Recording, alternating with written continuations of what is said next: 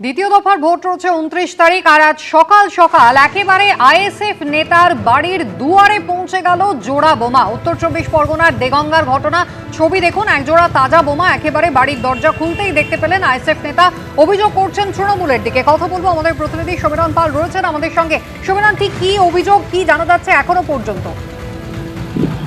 দেখতে যেটা জানা যাচ্ছে, দেগঙ্গা 2 নম্বর গ্রাম পঞ্চায়েতের গোবর্ধনপুর এলাকা এবং সেখানকার যিনি আইএসএফ এর সম্পাদক হাবিবুর রহমান, তার অভিযোগ যে তার বাড়ির সামনে দুটি তাজা বোমা তিনি সকালে দেখতে পান। খবর দেওয়া হয় দেগঙ্গা থানার পুলিশকে, পুলিশ এসে বোমা দুটি উদ্ধার করে নিয়ে গেছে। তবে ওই আইএসএফ নেতার অভিযোগ যে সম্প্রতি তিনি একটি নির্বাচনী জনসভায় তৃণমূল নেতাদের বিরুদ্ধে বিষোদ্গার করেছিলেন, সেই কারণে তিনি চক্ষুস্থ হয়েছিলেন। নির্বাচনের ঠিক কয়েকদিন আগেই তার বাড়ির সামনে সাত সকালে দুটি তাজা বোমা উদ্ধারের ঘটনা রীতিমতো চাঞ্চল্য ছড়িয়ে পড়েছে। যদিও তৃণমূলের পক্ষ থেকে সমস্ত অভিযোগ অস্বীকার করা হয়েছে, তাদের বক্তব্য যেহেতু কয়েকদিন বাদেই নির্বাচন দেগঙ্গা বিধানসভা এলাকায়, সেই কারণে এলাকায় অশান্তি পাকানোর জন্য আইএসএফ এই ধরনের চক্রান্ত করছে। তবে বোমা রাখার অভিযোগ অস্বীকার করা হয়েছে তৃণমূলের পক্ষ থেকে। সমীরণ, ধন্যবাদ। দুটো বোমা আমার দরজার সামনে রাখা ছিল। কখন দেখতে পাই? আমি ঘুম থেকে উঠে সকালে দেখি দরজা খুলে আমার দরজার সামনেই 2 পিস বোমা রাখা আছে। প্রশাসন এসে বোমগুলো উদ্ধার করে নিয়ে চলে গেল। এর আগেও তো আপনার বাড়িতে দুটো বোমা রাখা হয়েছে। এর আগে শুধু আমার বাড়িতে নয়, এর আগে আমার বাড়িতে 1 পিস দিয়ে গেছিলো, আমার কর্মীর বাড়িতে 7 পিস দিয়ে গেছিলো। তারপরে তোমার আমাদের তেলিয়া এক কর্মীর বাড়িতে 1 পিস বোম ছাদের উপরে মারলো, ফাটলো। তারপরে 1 পিস ফাটলো না, ছাদের উপরে রয়ে গেল। এটা তৃণমূল কংগ্রেসেরই কাজ। আমি আইএসএফ দল করি এবং দেগঙ্গা 2 নম্বর অঞ্চলের আইএসএফ এর আমি সম্পাদক। এই যে তৃণমূল কংগ্রেসের যারা নেতৃত্ব দিচ্ছে, তাদের পায়ের তলা মাটি সরে যাচ্ছে। এসব ভিত্তিহীন। কোনোদিনই আমাদের এই বুথে গন্ডগোল হয়নি। দীর্ঘ 25 বছর আমি রাজনীতি করা কারণে কোনোদিনই ওরা জিততে পারেনি। এখানে কোনো বোমা রাজনীতি হয়নি। ওরাই বোমা তৈরি করে সেগুলো কি করবে, ওদের বাড়ির সামনে দিয়ে তৃণমূলকে দোষারোপ করার চেষ্টা করছে। এখন আমরা মমতা ব্যানার্জির আদর্শে, মমতা ব্যানার্জির উন্নয়নে মানুষে ভোট দেয়। গোবর্ধনপুরের মানুষ কোনোদিন অন্য দল করেনি, তৃণমূলকেই জিতিয়েছে, আগামী দিনে ওই যাবে।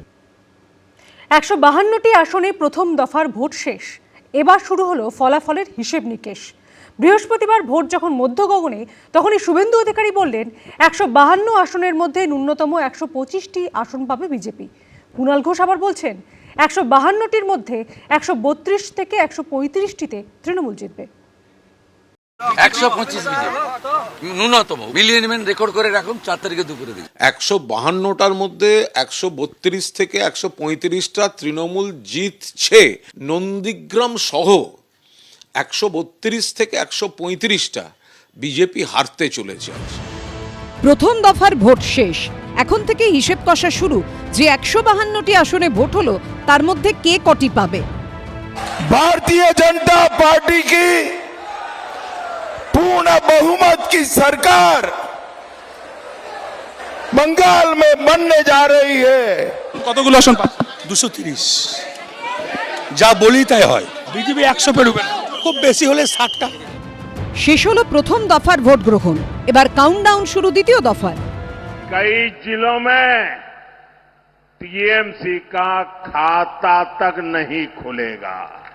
आपने ये तय कर दिया है कि 4 मई को केवल परिणाम नहीं, परिवर्तन आएगा। তার মানে কি আপনি ইভিএম মেশিনে ফিট করে রেখে দিয়েছেন?